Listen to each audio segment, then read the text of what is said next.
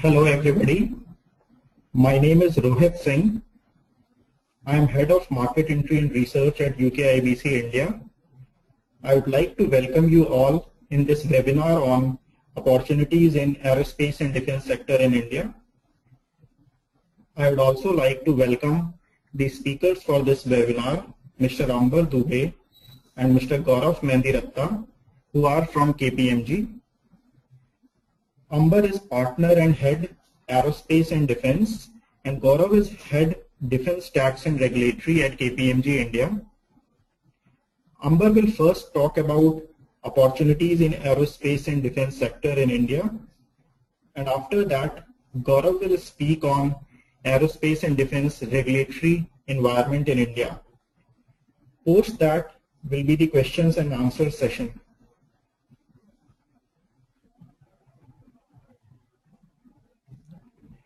Before we begin, I would like to familiarize you with the toolbox on the right-hand side of your screens. Just to let you know, we will have everyone on mute during the course of the webinar to keep any background noise to a minimum. But if you have a question, please drop it into the little bracket on the toolbox to your right in the please type your question here box to send me your question, and I will take it up during our Q&A session at the end. For now, to make sure you can all hear me clearly, could I please ask that you all use the raise your hand button on the toolbar. Could you please click the raise your hand button? Okay, thank you.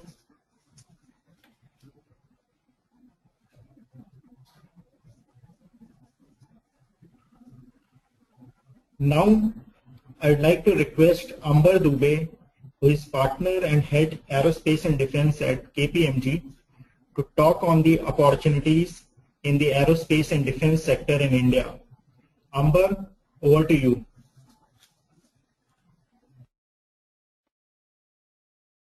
Thank you so much, Rohit. Ladies and gentlemen, very good afternoon to our friends in India, and a very good morning to our friends in UK. What I'll do is over the next 10 to 12 minutes, I'll try and just give a very broad overview of what's happening here and why suddenly the whole world is waking up to this defense opportunity in India.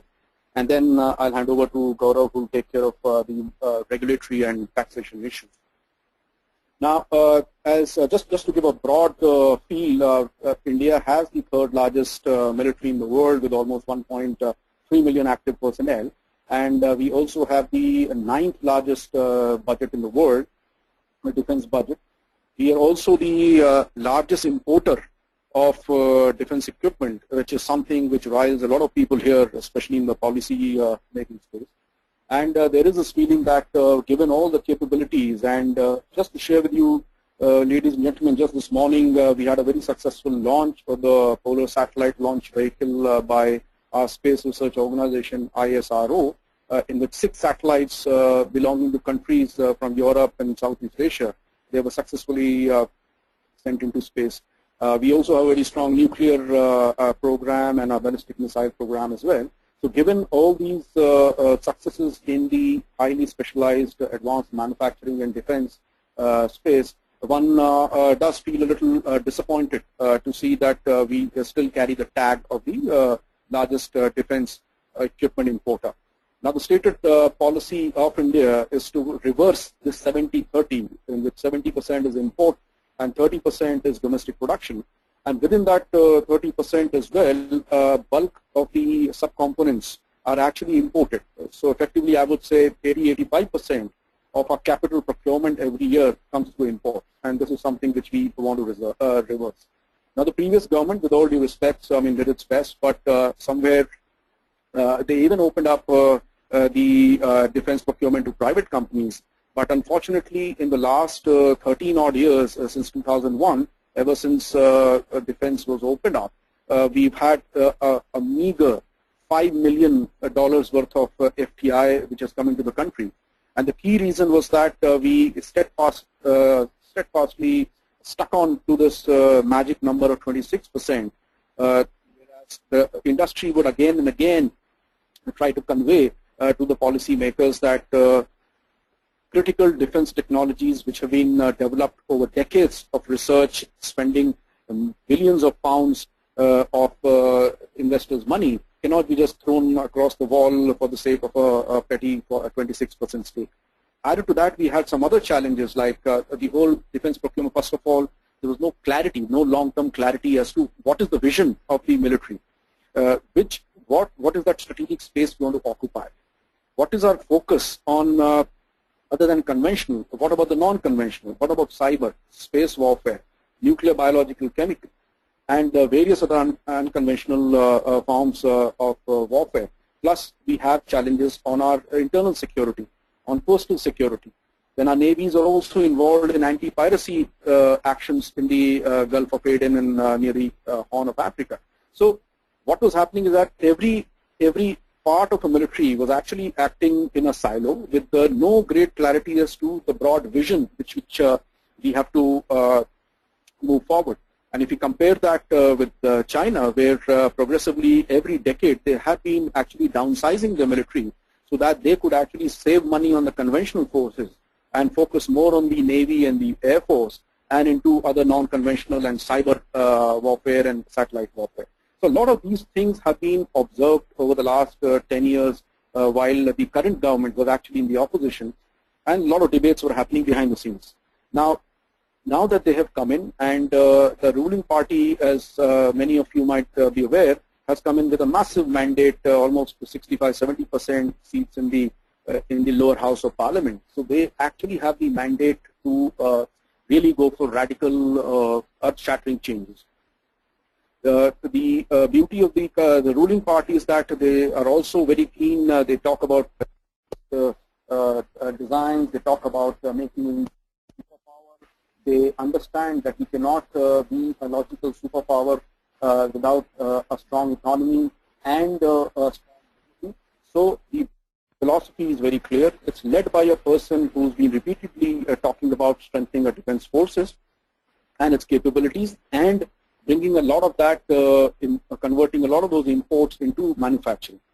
Now coming to the specific actions that they've taken. So on 26th of June, the ministry took oath, and the Ministry of Commerce and Industry, which comes up with these investment policies, the lady in charge, Minister Nirmala, she took charge on 28th of June. And on 30th of June, a very detailed cabinet note had already been circulated within the government in which they talked about the FDI reforms. And this is very surprising because this came within 4 days of the oath taking, which means, which you can understand the sort of thinking which has been going around in the minds of the ruling party even before they took charge. During the election campaign also, there have been various messages which were dropped by the government, talking about the fact that yes, while retail FDI might be an issue, we could be looking at defense. And defense was one of thousands of sectors, and they picked up defense, which gave us a lot of hope. And true to form, they have come up with this suggestion, which says that the FDI would be allowed in a 3-tier format. This is still a proposal. 49% with without transfer of technology, 74% in case of transfer of technology, and it could be 100% if it's what we call SOAT, which is state-of-the-art technology. Now, our feedback to the government through formal notes that we were asked to give to the Ministry of Defense and the Department of Industrial Policy and Promotion, our feedback as KPMG has been that this may not be the right approach. While we welcome the attempt to discuss and build consensus on this very vexatious issue, but a single slab might be more effective. This has been the case with the FDI limits in most of the other sectors where we just have one limit, and that is 74%. We feel this is the ideal balance between a complete reversal and going for 100% FDI, and also the other extreme, which is 49%, which frankly does not make much of a difference from the current 26% because it does not give majority control or ownership control and day-to-day management control to the foreign company. So this morning itself, I was on a panel discussion on CNBC India, and we also had two Indian defense majors from Mahindra Defense and Ashok Leyland, and there again, contrary to our expectation, we actually saw a bit of a consensus where both the other panelists who are actually Indian companies actually saying that yes, maybe 51% or more could be the way forward. The simple reason being there has been a lot of lobbying here in India, and there are some members of the Indian defense community who traditionally have enjoyed higher profits because of the 26% limit, wherein 74% would come from the Indian equity holder.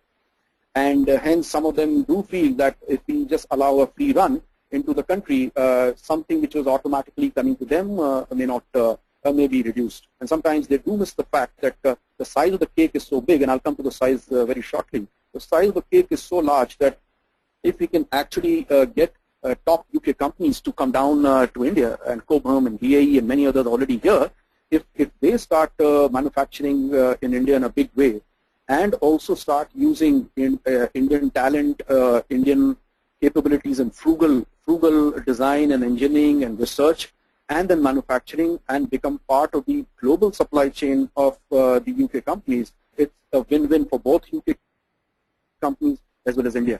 The size of the cake will be so large that even if Indian companies get just about 26% or 49%, that itself would lead to a lot of profits for them.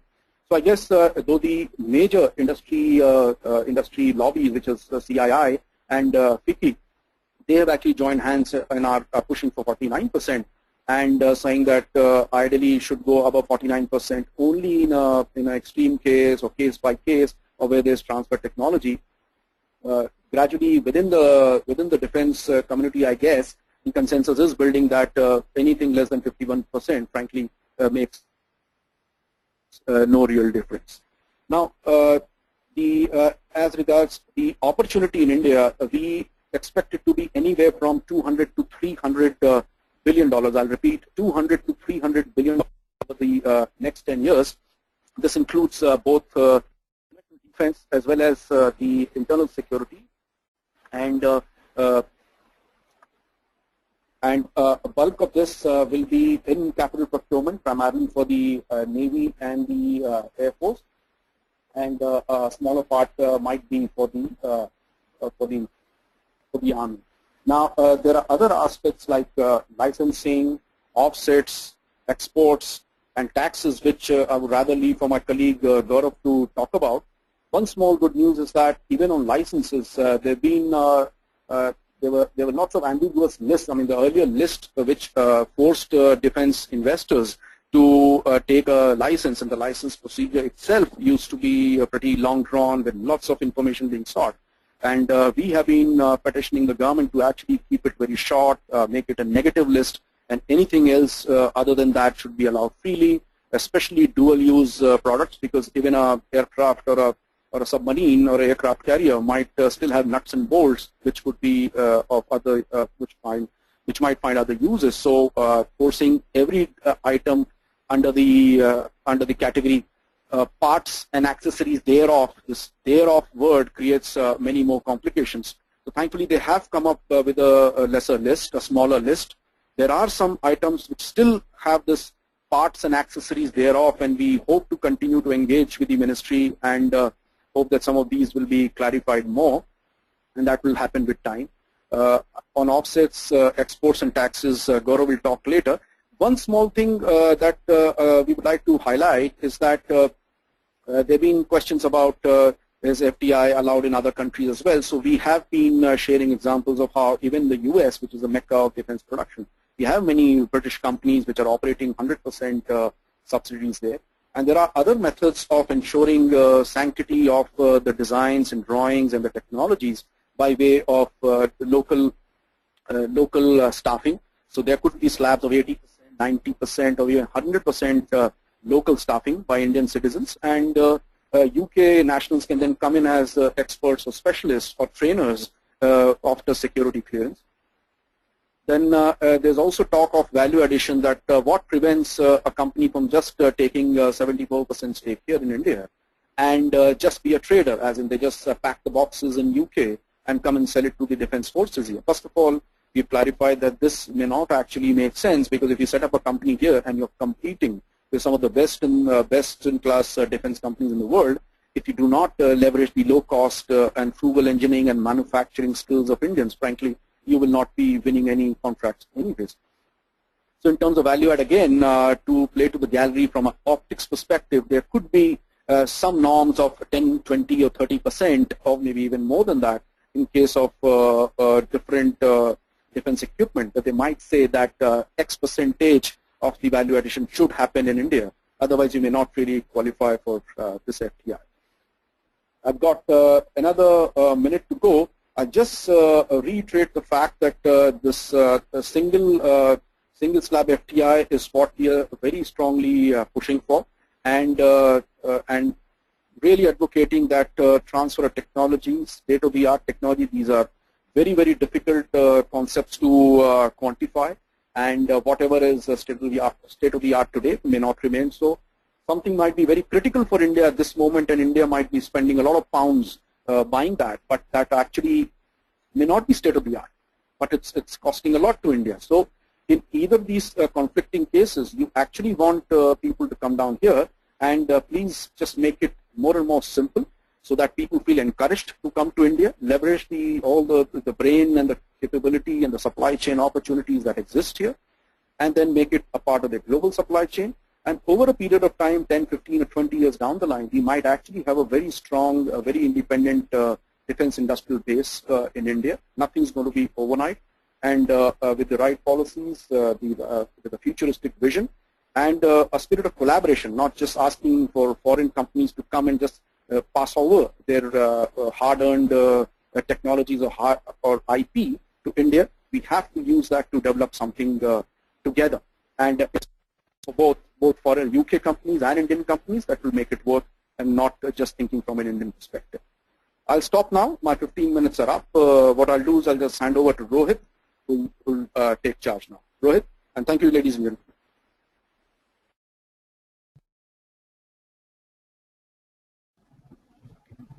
Thanks, Amber. Now I would like to request Gaurav Mandiratta, who is Head Defense Tax and Regulatory at KPMG, to speak on the aerospace and defense regulatory environment in India. Gaurav, over to you.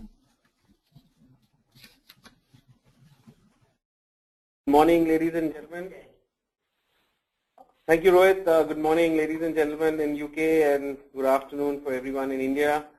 I think Amber's laid the backdrop of this call, and I think a lot has been spoken about last few days with respect to opening up of the Indian FDI in the defense sector. But I'll just, talk you through some of the past history around the whole sector, to give a whole perspective on the regulatory aspects, on the FDI aspects, and some of the taxation aspects. So it's been prior to 2000. Defense manufacturing was actually restricted to only government participation in India. So there was nothing allowed, not even a 26% allowed in India.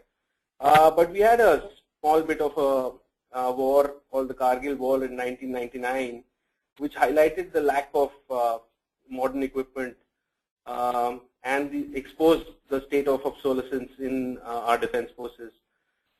So at that point in time, the government introspected and came to a conclusion, while it was a strategic win for us, but a tactical failure. And India then woke up and said we need to have a strong domestic manufacturing base. Ever since, which is close to 2002, the sector has been opened up for private participation. But still, while it's been opened up to private participation, it has remained as one of the most regulated and restricted sectors in India. So basically, I mean, if someone is to invest in India in the defense sector, it involves a gamut of regulations today, and it will continue. It won't go away because of the sensitive nature of the sector, and which is there prevalent anywhere in this world.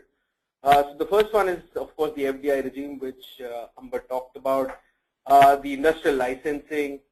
Then there is the restrictions under the export and import policy. And, key amongst all is the defense procurement procedure, which actually governs how India procures most of its capital equipment in terms of defense from overseas players. And also, it's got a highly complex taxation regime. So basically, as mentioned earlier, today the FDI cap is set at 26%. With a host of conditions to be complied with, and some of these conditions actually include an ownership and a control condition, which means that while 26% is to be held by one foreign, can be held by foreign investors, at least there needs to be at least one Indian investor with accumulated 51% shareholding to retain the control in India. There's also a lock-in period of around 3 years for any non-resident investor, if someone invests into the defense sector. And also, in terms of the management of the company, including the chief executives, there is a condition of having these chief executives being resident Indians. Now, Amber talked about earlier as to what is been the recent trend, and there's been a cabinet note which has been circulated, and there are different views emerging with a lot of heat being put in by the Indian players for restricting the FDI under 50%. But what we believe, based on our interactions with the government, is that they are keen to open it up, and they appreciate the fact that between 26 and a 49 wouldn't really make a difference to any foreign investor. It is only if the 50% limit is crossed is where the foreign investors would start getting interested. In addition to manufacturing, there are certain ambiguities which still continue in relation to services and dual-use products. So whether this 26% limit applies if one were to undertake some services like training or MRO or any other kind of technical services post winning any contract in India. Now, the safest view out there, while our technical view is that the 26% limit doesn't apply even today, but the safest view there is that one should seek a clarification from the government, and because there is no clear-cut guidelines on those. Now, moving on, the government also wants to regulate defense manufacturing under the licensing regime. So under this regulation, one, you have to seek a foreign investment promotion board approval if you're a foreign investor. But even if you're a domestic investor, a prior license has to be accorded under the Industrial Development and Regulation Act. The Ministry of Commerce and Industry just a few days back released a revised list of defense equipments. The list aims to notify equipments manufacturing of which shall entail the requirement of seeking an industrial license. And going forth, only those companies which intend to manufacture products within those express list of defense products shall require an industrial license. Now, earlier there was a lot of confusion as to whether dual-use items, for example, require an industrial license. Software, whether it requires an industrial license.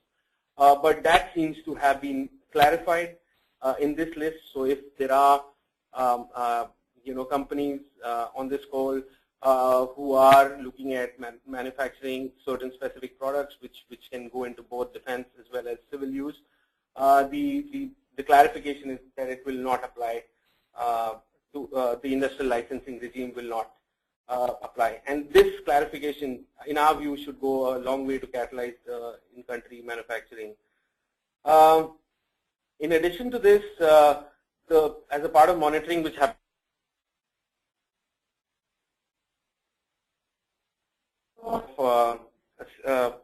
of defense equipment, the government also imposes significant restrictions in the form of export and import regulations. Government approval is mandatory if certain exports have to be made. Certain categories also require export licenses. Now, coming on to the main Bible, so as to speak, of all procurements is the Defense Procurement Procedure, which is really the internal code which MOD has laid down and follows for capital acquisition. It actually entails the procedures, the timelines, the documentation, which need to be complied with by various OEMs who wish to participate in the capital procurement programs. This policy also entails the modalities of the offset policy. So the offset policy is covered by the Defense Procurement Procedure, and it suggests that a minimum offset limit of 30% of the contract value which a foreign company is required to pump back into India through prescribed avenues, which include exports from India, which includes FDI, which includes transfer of technology to Indian enterprises, or transfer of equipment, and there are provisions relating to offset banking as well. So the DPP, as we call it, the Defense Procurement Procedure, actually gets updated or relooked every 2 years. The most recent updation was in 2013, and within that there was a very significant change wherein the government emphasized on a strong focus on indigenization. So it also laid down a roadmap for most future procurements to be through Indian companies or JVs. Now, what one as a foreign OEM could infer from this is that earlier, while most of the procurements were happening directly from overseas, going forward, the first priority for these procurement programs will be provided to Indian companies or JVs, which includes JVs with foreign companies.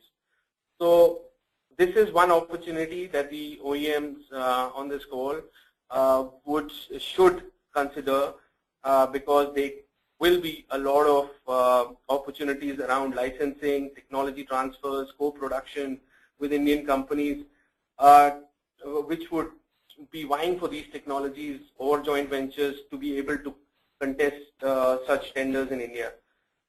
Now, moving forward, as regards the taxation regime is concerned, India is a very complicated country, and I'm sure most of you, while being in the defense industry, may be aware of the Vodafone ruling, which happens to impact the UK more than any other country. So our advice is very simple. I can't take this over this short call, but advice is very simple, that even at the bidding stage, one needs to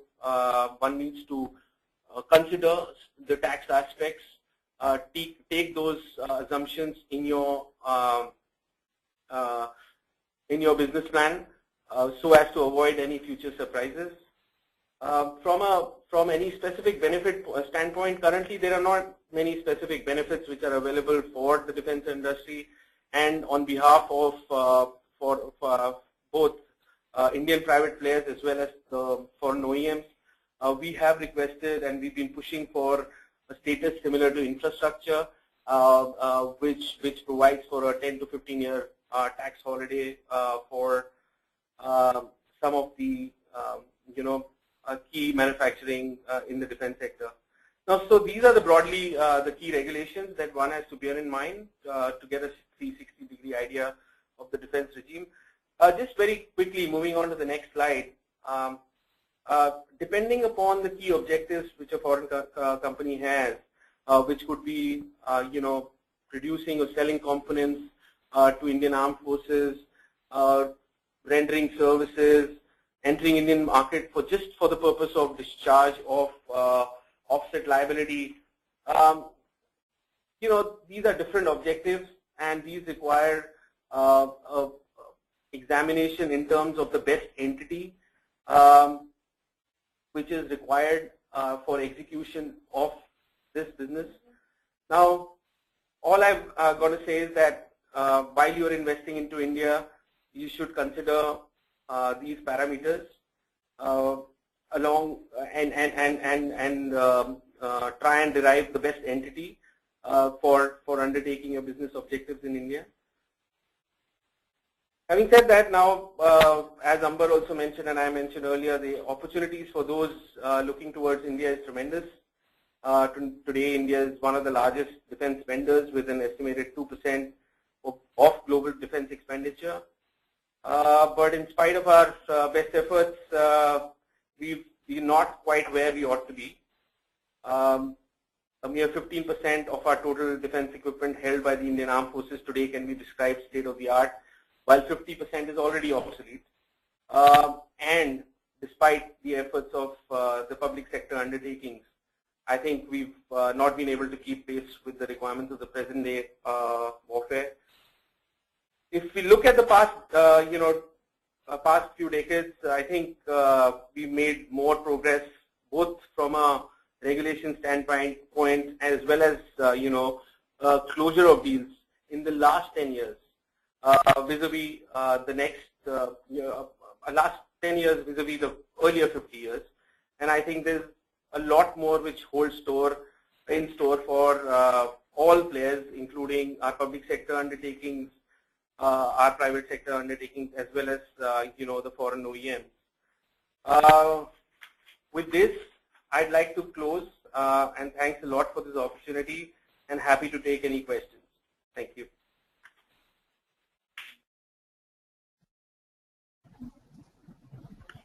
Thank you, Gaurav.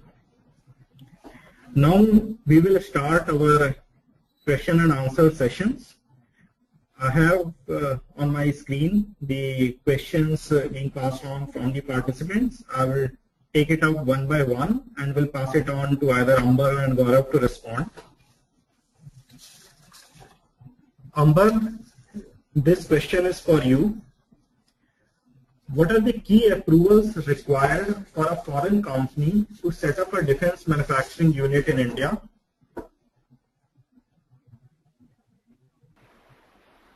Rohit, I guess Gaurav will be in a better position to answer this. It's very complicated. Gaurav, over to you, please. Rohit, the various approvals required, as I mentioned earlier. So even $1 of foreign direct investment in India would require an approval of the Foreign Investment Promotion Board, which is a part of the Government of India. So that is number one.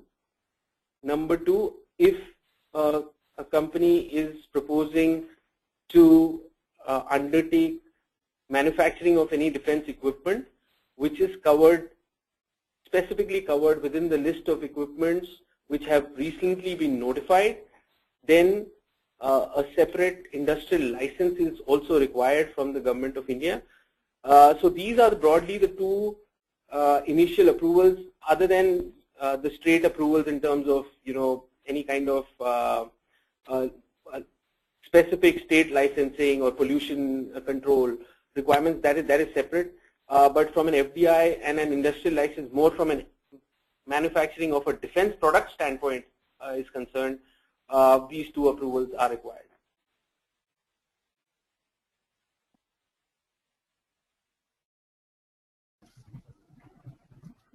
Thank you, Gaurav. Gaurav, there is one more question for you. Does the FDI restriction apply to manufacturing activities alone, or does it apply even to defense-related services?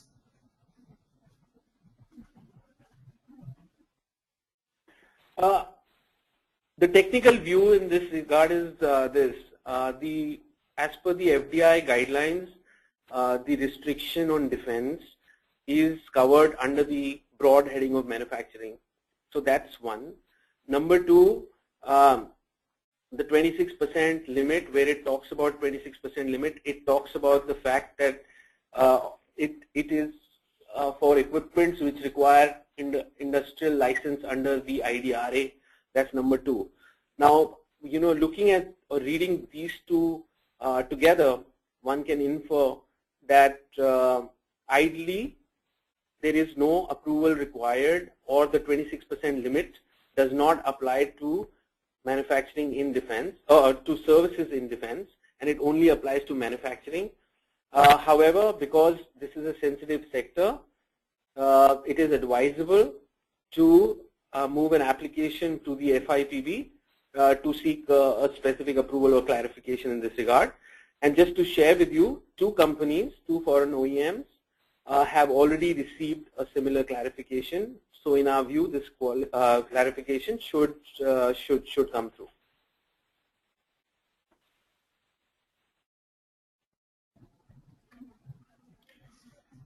Thank you, Gaurav. Amber, this question is for you. Can you talk a bit about the recent deals which has happened in the Indian defense sector, and how you see the opportunities originating from them for British SME sectors? Thanks, Rohit. To be honest, there have not been too many deals. In fact, some of the deals which had happened actually broke down because perhaps there was too much of a delay, or there were some issues between the players. Unfortunately, at KPMG, we're not allowed to get into the specifics of those because some of them also happen to be KPMG clients. But let's just say that once the FTI norms are changed, we'll see a complete paradigm shift, and whatever happened in the past, frankly, is not even a reference point because the floodgates are now expected to open. Rohit? Thank you, Amber. I request the participants, if you have any other questions, kindly type in on your screen, and we will take it up. So we can wait for 1 minute for the any additional questions if any participants are having.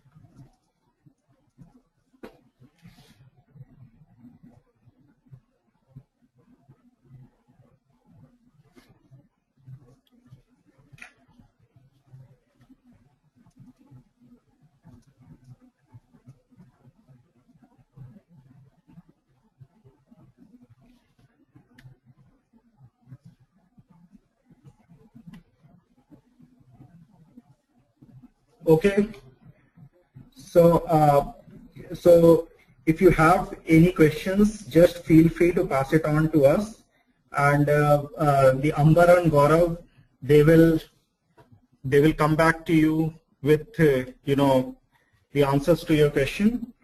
And so once again, thank you very much for your time, and I hope this webinar was valuable to you. If you have any feedback or comments about today's session, or a session that you would want to see us do in the future, please feel free to get in touch. Thank you for joining us. Bye-bye. Have a good day.